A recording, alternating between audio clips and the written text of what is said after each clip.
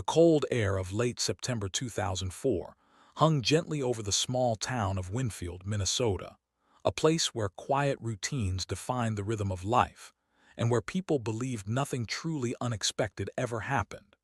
That belief began to change on the evening 19-year-old Hailey Rowan vanished, leaving behind a mystery that would haunt the community for nearly 2 decades. Hailey had been known for her calm presence, her soft laugh, and her careful way of listening to others, a trait that made people feel like their words mattered. She worked part-time at a small photography shop and spent most mornings taking pictures near the river, capturing the peaceful reflections on the water. Her parents described her as observant, gentle, and the kind of person who noticed details others missed. On the last day she was seen, Hailey left work earlier than usual, telling a coworker she planned to take some evening landscape shots near the old steel bridge just outside town. No one thought twice about it. Hailey often wandered the quiet trails alone, finding peace in the silence, trusting the safety of her familiar surroundings. But when she didn't return home that night, her parents felt something shift inside them, a quiet alarm that pressed heavier by the hour. They called friends, checked places she might have gone, and by early morning the police were alerted. A search began almost immediately, with volunteers walking through tall grass near the riverbank, hoping she had simply fallen or gotten lost. But the area was wide and the possibilities infinite. Officers found her camera case sitting near the base of a large oak tree, resting neatly as if it had been placed there on purpose. Inside it, nothing seemed unusual except for its emptiness. Her camera wasn't inside. That discovery unsettled detectives, because Hailey never walked without her camera strapped around her shoulder. It was as much a part of her identity as her name. Footprints near the grass were unclear, partly washed away by the evening humidity, and as investigators studied the ground, they realized they were missing the one thing they needed most: direction. There were no signs of a struggle, no loud noises reported, and no witness who had noticed anything out of place. In the following days, investigators interviewed Hailey's coworkers, friends, classmates, and neighbors.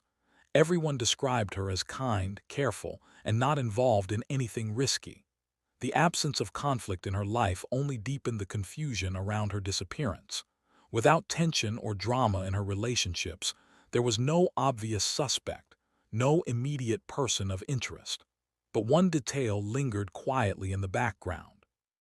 Several people recalled a man who had visited the photography shop 3 times in the week before Hailey disappeared, someone who never bought anything but stood observing the prints displayed behind the counter. He had asked Hailey 2 short questions: whether she took the photos herself, and whether she liked shooting alone. Hailey had mentioned the encounters to a friend, describing the man as polite yet difficult to read. His expressions never matched his tone, as if he was searching for the right words while keeping something hidden behind his eyes.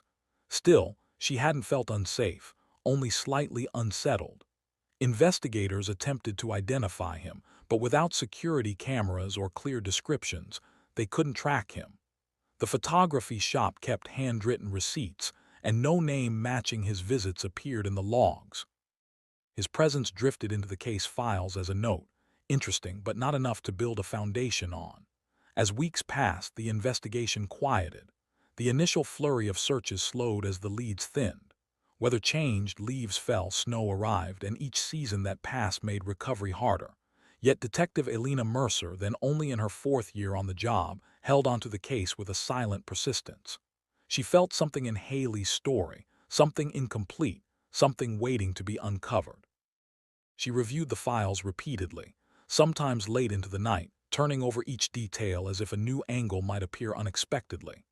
But 2004 drifted into 2005, and although the case remained open, it gradually became one of many cold files stacked in a metal cabinet. Hailey's parents continued to ask questions, leaving notes with detectives, attending community vigils, and hopping for any sign that their daughter might still be alive. Across the years, technology began to change. DNA techniques strengthened, digital forensics advanced, and old cases across the country began to see breakthroughs thanks to new tools that didn't exist when those crimes first happened. Still, Hailey's case stayed quiet. No remains were found, no items resurfaced, and the camera missing since that night never appeared in pawn shops or online listings. Many believed it had been kept intentionally, held by someone who didn't want to leave any trace behind. In 2010, the case was briefly re-examined when a hiker reported seeing something reflective near the riverbank. Authorities searched, but the object turned out to be a piece of metal from an old fishing lure. Again, the investigation paused. The calm surface of the mystery refused to shift. But in 2018, when the state began reevaluating cold cases through a new digital evidence initiative, Hailey's file returned to Detective Mercer's desk. Now experienced, steady, and known for her intuitive approach, she began with a simple question: what was missing from the original timeline? She requested access to the old storage boxes containing physical evidence, hoping modern tools might recover tiny fragments the early 2000s couldn't detect. Most items showed nothing unusual. Her phone records, limited by outdated technology, offered little. But something caught Mercer's attention: a small cloth fiber stuck inside Hailey's camera case, barely visible and previously dismissed as unimportant. Technology in 2004 hadn't been able to classify it, but lab experts in 2018 could identify microscopic dye patterns. Results revealed it was from a type of cotton manufactured in limited quantities between 2001 and 2003, sold mostly in the Midwest through a handful of stores. The unusual shade of muted silver wasn't common, meaning clothing made from it stood out. Mercer traced the distribution list, narrowing the customer base to only a few thousand purchases statewide. It wasn't enough to name a suspect, but it was a rare starting point. Around the same time, a quiet moment of luck shifted the direction of the investigation. A man in another town was arrested for an unrelated burglary, and his DNA sample was entered into the national database. His profile didn't match anything until it triggered a partial match on one of the older samples from Hailey's case, the strap of her camera bag, which had been handled by multiple people that day. The match wasn't a direct hit, but it pointed to a family line. Mercer felt the pulse of the case awaken. She began studying the family members, focusing on one who had lived near Winfield around 2004, Leander Holt, a quiet, solitary man who had once worked seasonal jobs and moved frequently. Nothing in his old record suggested violence, but his timelines were inconsistent, and he had left Minnesota shortly after Hailey disappeared. Mercer dug deeper, uncovering that Leander had been known for wearing muted, unusual colors in his clothing, shades not commonly available in stores. And a coworker from 2004 vaguely recalled him owning a jacket in a strange kind of silver gray. It was the first time in 18 years that someone connected a description directly to the fabric sample. Still, it wasn't enough. Mercer needed something irrefutable, something concrete. So she looked again at the list of items missing from the case and paused at one word: camera. Hailey's camera had been a limited edition model. Only a few hundred had been sold in Minnesota. Each carried a serial code etched inside the battery compartment. If the camera still existed anywhere, the serial code could identify it instantly. Mercer began searching online marketplaces, photography forums, estate sale records, and pawn shop databases, using quiet investigative requests to avoid alerting anyone. For weeks, nothing stood out. Then, in early 2022, while scanning an old online auction archive from years earlier, she found an expired listing for a vintage camera identical to Hailey's model. Photos in the listing were low resolution, but one detail stopped her breath. The tiny scratch near the battery compartment was identical to a mark Hailey had accidentally made years earlier. That meant the camera had resurfaced without anyone realizing it was connected to an unsolved case. The seller's profile was old, barely active, but still traceable, and the location it was shipped to 18 years earlier was a rural cabin address once rented under a temporary contract by Leander Holt. Mercer's instincts solidified. The subtle pattern of human behavior, the avoidance, the movement between towns, The silent life. Everything pointed to a man who kept objects rather than discarding them, someone who held onto things as a way of preserving control. It was a psychological trait Mercer recognized, something she had studied extensively in similar cases. Individuals who collected items not for sentimental reasons, but as a quiet reminder of a moment they didn't want to release. And the camera, it could be the missing link. With quiet determination, Mercer prepared the next steps, knowing that the moment she reopened the case publicly, everything would begin moving at once. She didn't yet have the full truth, but for the first time in 18 years she felt close, closer than anyone had since the night Hailey vanished. A silence hung over her office as she laid out the old photographs, the evidence bags, and the printed auction archive. Her pulse steadied, her focus sharpened, and she could sense a twist forming beneath the surface, something intricate and unexpected waiting inside the next layer of the story. Something the town had overlooked for nearly 2 decades. Something that was finally ready to emerge. That moment marked the beginning of the unraveling, the start of everything that would follow, leading to a truth hidden far longer than anyone realized. The search area around the frozen trail expanded hour by hour. Officers formed long human chains, moving slowly, flashlights aimed low, boots crunching on icy ground. The cold bit so hard that some investigators felt their fingers stiffening even through gloves. Yet none of them stopped.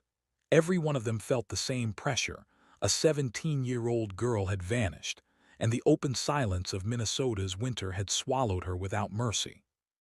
The community watched from inside darkened windows. Some held hands, some cried. Some walked outside with steaming cups of coffee and handed them to officers without saying a word.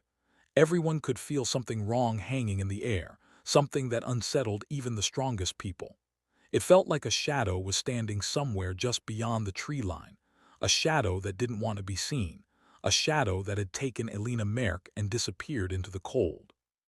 When the officers found footprints leading toward the woods, Detective Calloway stopped, crouched, and brushed his glove against the frozen impressions.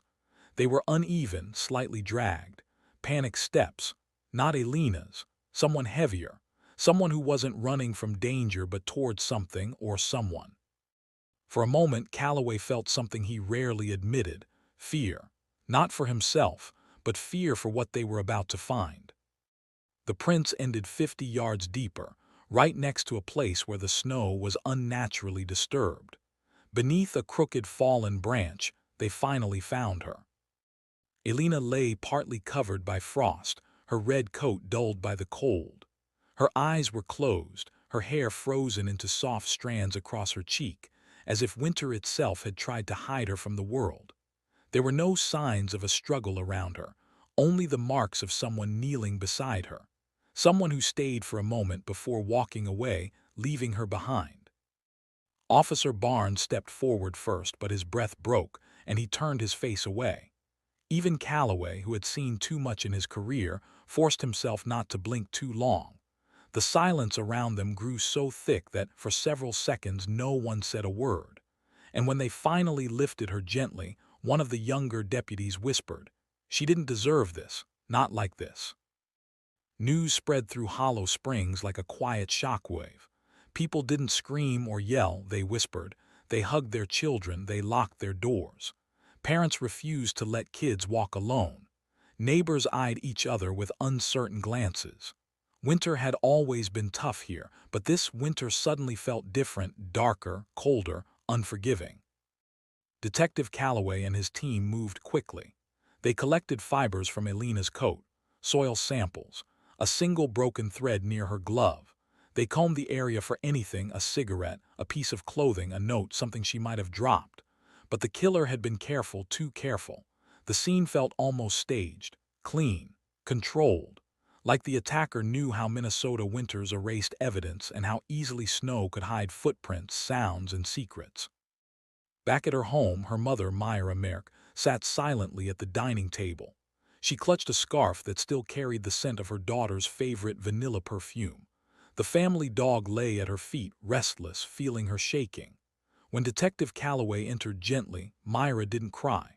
Her eyes looked drained, empty, unable to process the loss that had happened so fast. She asked only one question, the kind that broke the breath in everyone's chest. "Did she call for me?" Calloway swallowed hard because he didn't know, and that unknown sat heavy on him. The investigation stretched across months. Officers interviewed classmates, neighbors, teachers, store owners, even distant relatives. They examined Alina's phone records, but technology wasn't what it is today.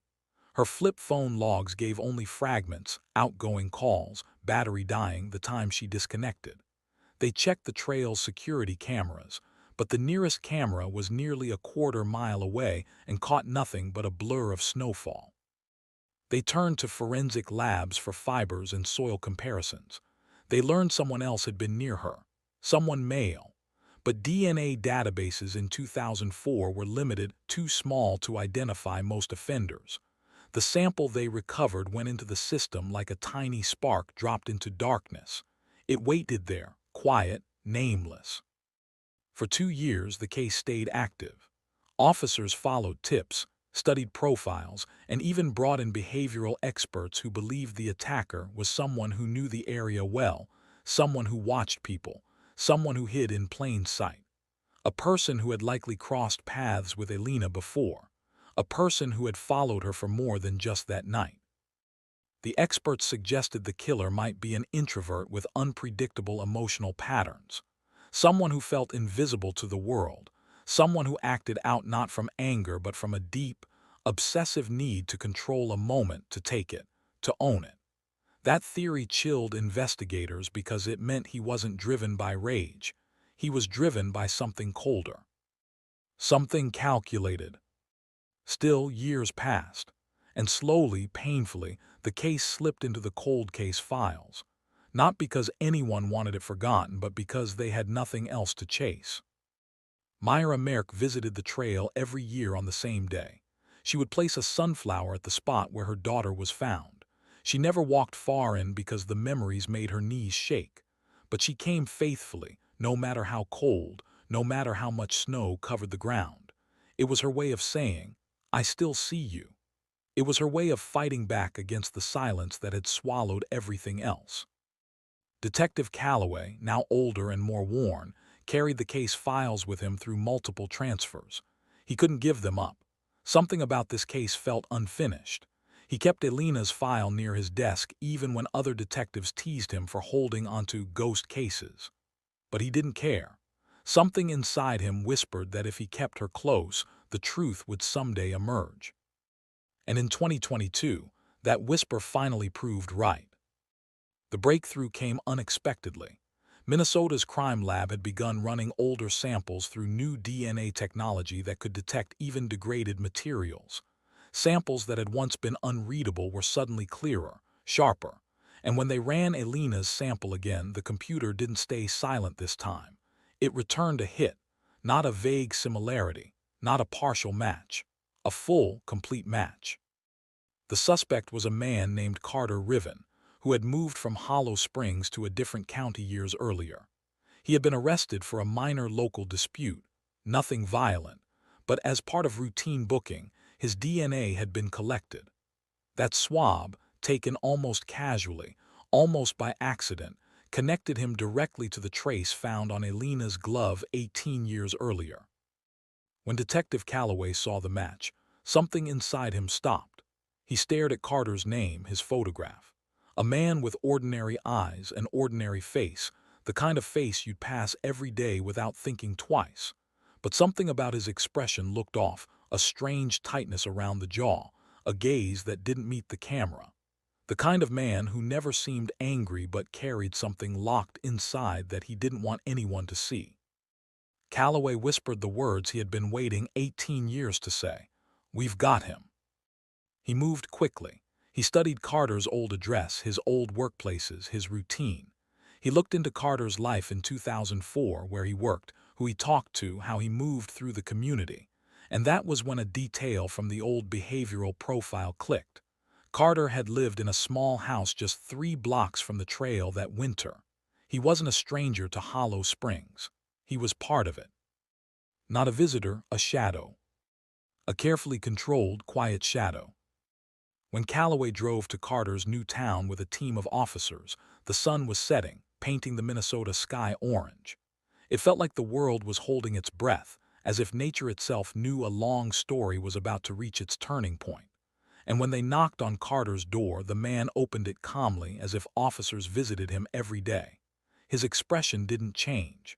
His voice didn't tremble. He simply looked at them and said, "You're here for the old case, aren't you?" The fact that he guessed so easily sent a chill through Calloway. As they placed him in handcuffs, Carter didn't resist. He didn't argue. He didn't deny anything. He lowered his eyes as if he had been waiting for this moment, maybe even expecting it. That quiet acceptance made the officers uneasy because it didn't feel like guilt. It felt like something else. Something stranger. Something psychological. Something dangerous. And when they drove him away, Calloway knew. The arrest was only the beginning of a truth that had been buried for 18 long winters. The most shocking part of the story hadn't been revealed yet. And it would come from Carter himself. Carter Riven sat inside the small gray interview room, his hands resting flat on the metal table. He didn't move. He didn't blink much. He looked almost peaceful, as if the world outside no longer mattered. Detective Calloway sat across from him, watching carefully, trying to understand the man who had turned 18 winters of silence into a living nightmare. The cameras hummed softly. The hallway outside stayed quiet. Only the wall clock continued its steady ticking, marking each second that slipped by. Carter didn't seem bothered by the waiting. He looked relaxed, almost relieved, as though sitting in this room had freed him from something heavy he had carried for years. When Calloway finally spoke, his voice was low, steady, controlled. "Carter, we have your DNA from the scene." There was no surprise. Carter exhaled softly, his eyes shifting down toward his fingers. "I figured you did," he answered calmly. It wasn't a confession. It wasn't denial. It was a strange acceptance, the kind that made Calloway lean in slightly, trying to read him deeper, searching for any crack in the calm facade. "What happened that night?" the detective asked. Carter didn't answer immediately. He lifted his gaze slowly, steadying it on Calloway. "You ever carry something for so long that you stop feeling if it's heavy or not?" he asked. Calloway didn't respond, letting him speak. "I wasn't supposed to be there," Carter continued. "That night, I wasn't supposed to be anywhere near that trail, but I couldn't sleep. I remember walking just to get the air out of my head. I remember seeing her, not at first, but when she slipped on the ice." Calloway's jaw tightened, slipped. Carter nodded. "She slid. The path was frozen. She was walking and she lost her footing. She fell hard. I saw her hit the ground and went to help her." The detective stayed quiet. He knew well that suspects often soften their stories, blending truth and lies to ease their guilt. But he also knew that some people, especially those with complicated minds, didn't lie. They simply saw their own actions differently. Carter continued, his tone strangely gentle. "She asked if I had a phone. I didn't. I wanted to help her stand, but she panicked. I think I scared her." His fingers tapped once on the table. "She tried to run. She slipped again." Calloway leaned in, voice tightening. "So how did your DNA end up on her glove?" Carter closed his eyes. "I tried to lift her up. She kept pulling away. She was trembling. I kept saying she was going to be okay, but she wasn't listening. I shouldn't have touched her again. I shouldn't have leaned close. I shouldn't have." He stopped, pressing his lips into a thin line. "And then?" Calloway asked. Carter slowly opened his eyes, and for the first time since the questioning began, something flickered behind them. A brief moment of regret, or fear, or something darker that Calloway couldn't name. "I didn't think she was hurt that badly," Carter said. "She wasn't moving a lot, but I thought she was just scared. I waited. I tried calling out to see if someone else was around. But the snow, the cold, you know how nights get out there. No sound carries. No one heard us. No one came." The detective didn't interrupt. "I panicked," Carter finally said. I didn't know what to do. I knew how it looked. A teenage girl on the ground, me hovering over her. I thought if I told anyone, they wouldn't believe me. They'd think I did something. His voice grew thinner. I left. I left her there. I didn't check her pulse. I didn't carry her home. I didn't run for help. I walked away. Calloway stared at him, reading every detail in his expression. Carter swallowed hard. She called out once, very soft. I heard it. I kept walking. That sentence hung in the air, heavy, suffocating. Calloway finally spoke. Carter, she didn't die from the fall. Carter's eyes widened slightly. She died from the cold, Calloway said quietly. She was alive for nearly 30 minutes after the fall. That's what the medical examiner determined back then. Carter's breath hitched for the first time. His fingers trembled. The calm mask slipped, revealing the full weight of guilt pressing down on him. I didn't know, he whispered. Calloway didn't soften. You left her, and you didn't come forward, not that night, not the next day, not any day in 18 years. Carter lowered his head, his gaze dropping to the table. I thought, if I pretended it never happened, maybe it would stop feeling real. The detective saw it then. Carter Riven wasn't a monster in the way people expected. He wasn't fueled by hate or anger. He was fueled by something quieter, but equally destructive. Fear, selfishness, and an inability to take responsibility for the weight of a single moment that changed 2 lives forever. Still, none of that changed what he had done. After the confession, the formal arrest process moved quickly. Word spread across Minnesota almost instantly. News vans parked outside the courthouse. Reporters gathered near the station. Some residents cried when they heard the update. Others shook their heads in disbelief. Hollow Springs had waited nearly 2 decades for this moment. Myra Merck was notified directly by Detective Calloway. She sat in her living room, hands folded in her lap, eyes fixed on the framed photo of her daughter on the shelf. When she heard Carter's name, she didn't recognize it. He had never stood out. He had never seemed dangerous. He had lived quietly, moved away quietly, and kept a devastating secret locked inside him quietly. Calloway sat with her for nearly an hour. She didn't ask many questions. She just kept looking at her daughter's picture, tracing the frame with her thumb. When he finally stood to leave, Myra whispered something so softly that he almost missed it. She called for me, didn't she? Calloway hesitated but eventually nodded. Yes, she did. Tears slipped down Myra's cheeks, but they weren't loud sobs. They were quiet, almost peaceful, like she had waited so long for closure that even sadness felt like a form of relief. The trial moved forward with a mix of tense emotions. Carter didn't fight the charges. He didn't hire a high-profile lawyer or try to spin a narrative. He pled guilty to manslaughter, acknowledging the truth that had followed him like a shadow for 18 years. Each courtroom session drew members of the community, people who remembered the search, remembered the fear, remembered the winter that changed Hollow Springs. Myra gave a statement during sentencing. She walked slowly to the podium, holding a sunflower in her hands. Her voice trembled but remained steady enough to carry across the room. My daughter was kind, she said. She helped everyone. She would have forgiven you if you told the truth that night, but you didn't. You let her freeze alone, and you let all of us carry that pain for 18 years. She paused, pressing the sunflower against her chest. But today, I put that weight down. Carter cried openly as she spoke. They weren't the tears of a frightened man. They were the tears of someone who had been forced to face the one moment he had tried to erase. But no matter what he felt, the consequences remained.